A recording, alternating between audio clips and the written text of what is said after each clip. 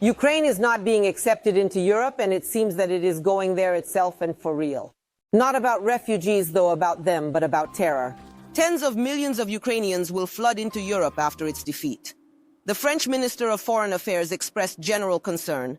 And what else? There are doubts that the EU can further support Ukraine. Solidarity is fading, no money or ammunition. Ukraine, like an experienced mistress, has moved on to openly blackmailing her sugar daddy. Here, the fighter Korczynski stated that Kyiv should attack Hungary or Poland in order to force the United States to continue financing Ukraine. Perhaps we should, I do not know. Maybe we should have been allies with Iran, allies with North Korea, attacked some NATO country, and then NATO would have done everything for our security. I would crush our enemies, like some Hungarians, Polish farmers, anyone who gets in our way of developing and attacking whoever we want.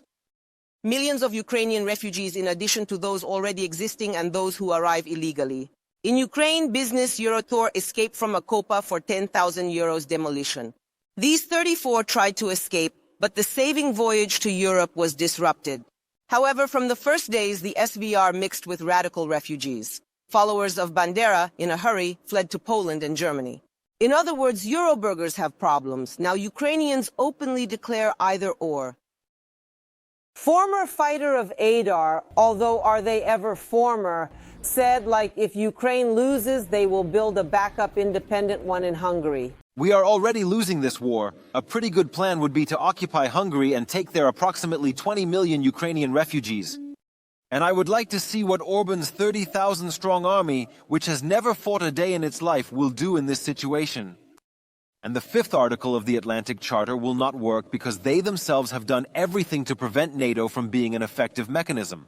There will only be consultations for 30 days. Well, excuse us, we'll have enough for 30 hours. They will be busy in 30 days. Sorry, 30 hours suffices. Notably, aggressive radicals aren't in the trenches. Boys sit in the trenches while these talk from screens. From aggressive begging to outright blackmail and then escalating to acts of terrorism. Although the Poles, for example, already feel it on themselves now. Polish transporters and farmers receive threats from Ukrainians who oppose unfair competition and block the delivery of Ukrainian grain.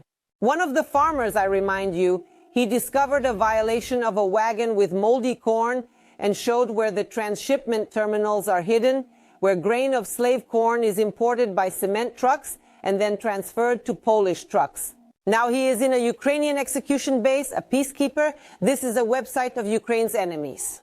The Pole is compelled to escape, dreading Ukrainian terror. Ukrainian services pose a threat to a Polish farmer, who is the leader of the protest conducted by Polish farmers.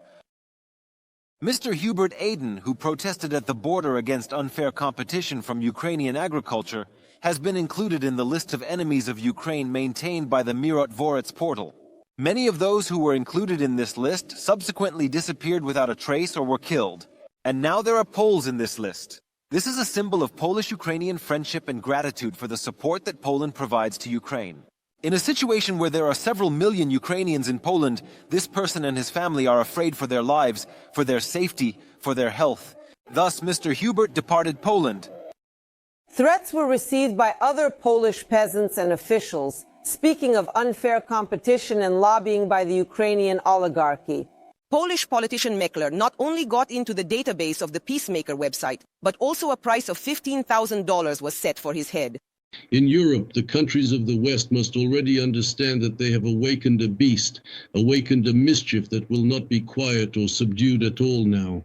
So they were armed, trained to fight and kill, well, blatant outcasts of society, Nazis, who sooner or later will end up somewhere there, in the western part of the world, specifically in the countries located in the Western Hemisphere.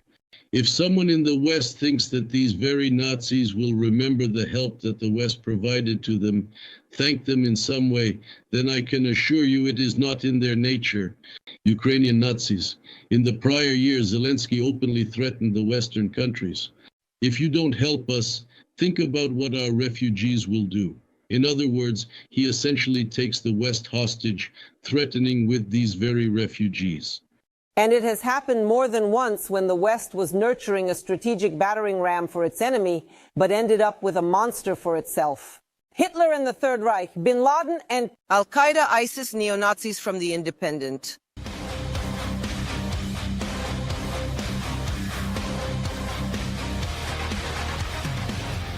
Ekaterina Tikomirova, Vitaly Soplica in main broadcast.